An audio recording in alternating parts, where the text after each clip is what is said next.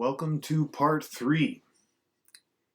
Everything we have learned so far has been scientific and practical framework so that the mind can accept the indisputable conclusion that the correct method forward is focused meditation. It's the key to reprogramming the subconscious. Now, it's a step-by-step process to acquire the end goal. And it is cumulative. It adds new sections every week. If you try and do too much too soon, you risk paralysis by analysis. The effect of not being able to make a proper choice because of too much information, too much concentration. It's not, it needs to be more fluid. So each phase cumulatively builds on the previous. Now the goal is to build new neural networks to overpower the existing networks that focus on addiction or were created to serve the purposes of addiction. And then goes through the 7 different stages. We start with induction, the recognition. The induction is the preparation to absorb the correct material. Then into recognition, recognizing what the targeted emotion to unmemorize is. Then admission and declaration, admitting and declaring. You have to admit what it is that you want, and you have to be able to say it in a way that makes sense. So even hearing yourself declare what it is that is wanted is very beneficial. Step 4 is to surrender, which is to put your mindset in such a way that you accept that the inspiration to solve the problem can be serendipitously found from elsewhere. Call it the collective conscious, call it the higher power, call it what you wish. It's very plausible. Personally, I think that there might be some kind of, a hyperdimensional life form that may be looking at us that we can communicate with. Maybe that's where it's coming from. It doesn't really matter. It doesn't even really matter if it's true, because if you can convince yourself that it's true, and it's not really disprovable, it could be a very powerful placebo. The proper location is important. After surrendering, we have observation. Then we need to remind ourselves. Then we need to redirect the feelings. And then we need to start creating and rehearsing being a new person.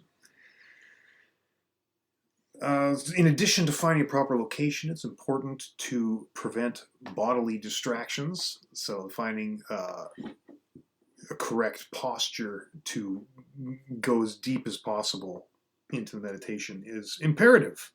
If someone happens to nod off, it's actually a good sign because it indicates the presence of alpha waves over the beta waves, which is what we're trying to reduce. We're trying to reduce those analytical beta waves and get closer to our creative force.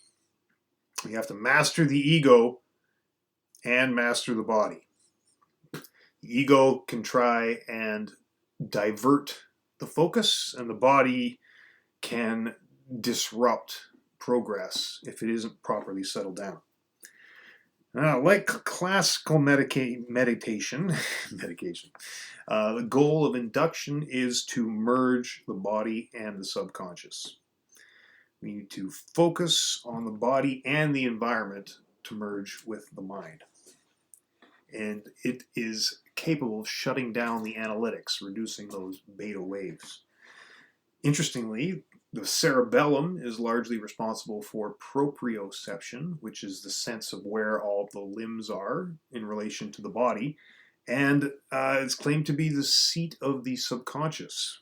So it is possible to align the body and mind through the cerebellum by focus.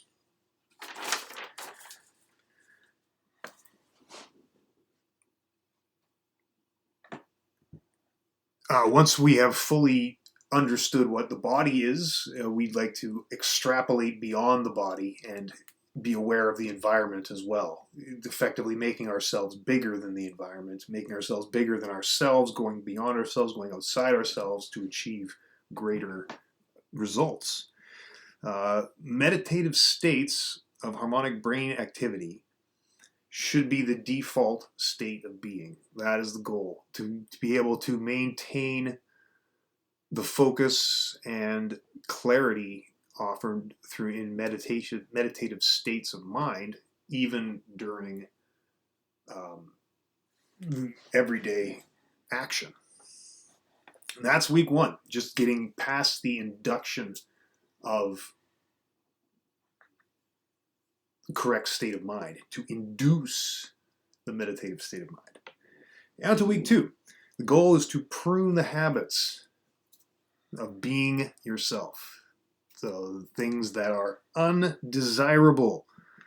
We need to recognize, admit, declare, and surrender. These are the 4 additional steps that are added in week 2. We need to ask ourselves frontal lobe questions, like what kind of person have I been? How would my family describe me? What's the one thing I would want to change about myself? These are questions that are very important to recognize what is going on. We have to choose an emotion to unmemorize. Personally, I think impulsiveness is the first one to focus on. So that has frequently been a problem in my life, making decisions too quickly, saying things too quickly, not thinking through. But the funny thing is, it doesn't particularly matter which negative emotion you focus on, because they're all resultant from the same chemical combinations of neurotransmitters. All the negative emotions are pretty much related. They're all cousins, neurochemically. Neurochemical cousins. We have to imagine being the bad emotion in order to identify it. It's probably not going to feel good, but it allows us to remove lenses of the way we see things. We have to observe the body's reaction. So just think about the emotion. Try and become the emotion, feel it, and be cognizant of what the body's reaction is to thinking about the negative emotion that you wish to curtail. Step 3 is admitting and declaring. Need to allow the self to be vulnerable. Most people don't want to be vulnerable. Most people don't want to share the information about who they really are because they probably don't think that other people want to hear it. But we need to admit what we've been and what we have been hiding to ourselves. For example, someone may say, I've felt like a failure for most of my life, so I try hard to be success. It's difficult because people don't want to admit these sorts of things. But the sheer admission takes away the power of the emotion. It's kind of like a Rumpelstiltskin situation. Once it has a name, once it's been identified, it loses some of its power. Once we've felt and admitted what needs to be addressed, then we can declare out loud our intentions in order to thwart the ego that we all carry. So that would be a vocalization outwardly of what is desired. Then we're on to surrender. Now, you can't both surrender and control the outcome of a situation. So the surrendering is the act of letting go of the ego's control. You have to try and imagine setting ourselves in a place where we might arrive on the answer from external intelligence, some form. Whether it be a tangible external intelligence, like an undiscovered entity, or whether it's just a metaphor for our own power to change the subconscious. We need to be open in order to allow new solutions to find their way into our psyche. We need to surrender in sincerity, humility, honesty, certainty, clarity, passion, and trust. And then get out of the way. Joyously let go of the negative emotions. And doubting blocks something greater from occurring. We need to dismantle the old memory by observing and reminding, which is step 5. We're into week 3 now. Once we become conscious of habitual states of mind, we can identify limiting beliefs.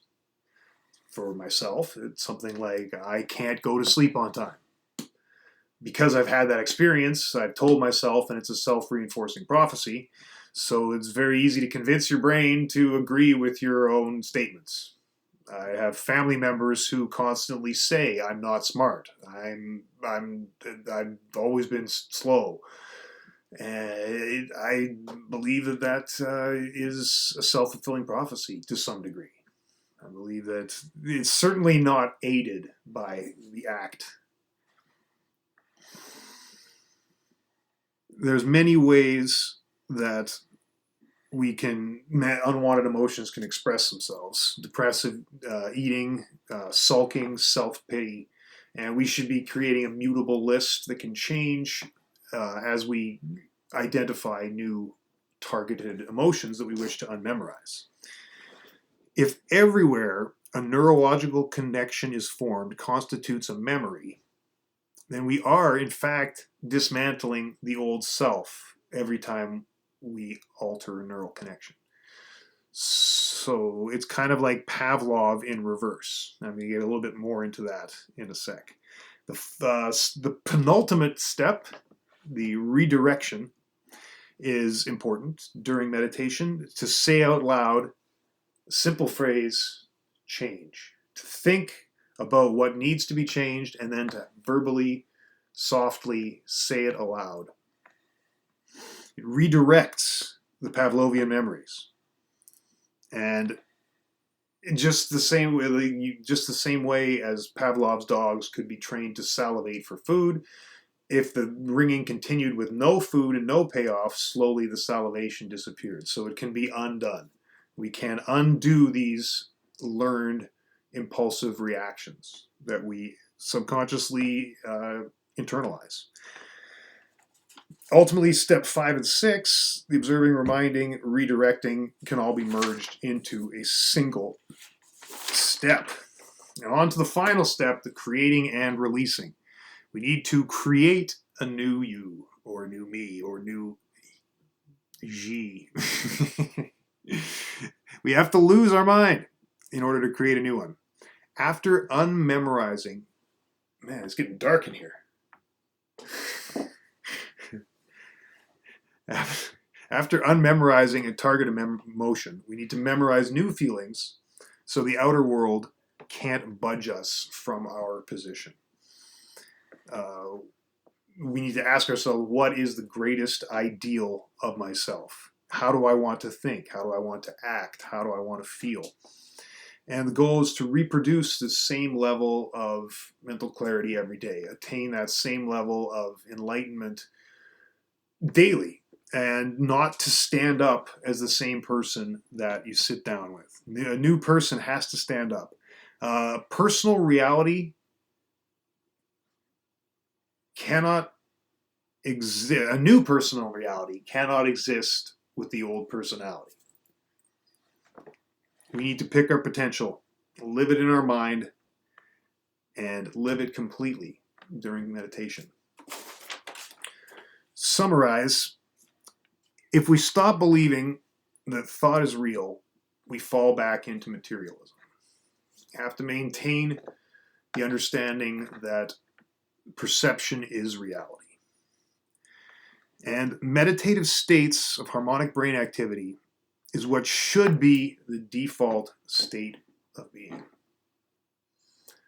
I look forward to the exercises to do and hopefully attaining said state of mind. Thank you.